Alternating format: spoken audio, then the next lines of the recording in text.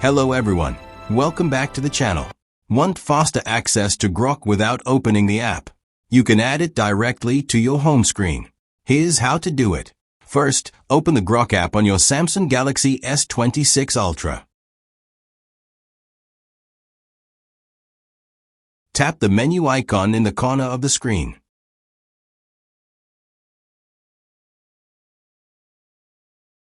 Then tap your profile picture.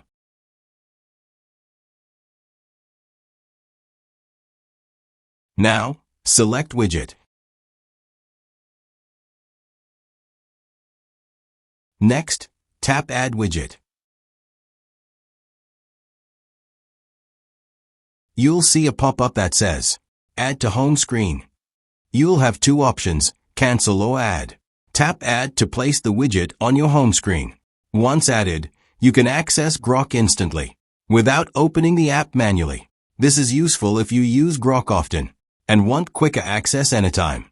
If you change your mind, you can remove the widget from your home screen easily. And that's how to add the Grok widget to your home screen on your Samsung Galaxy S26 Ultra. If you found this video helpful, don't forget to like and subscribe for more simple Android tutorials.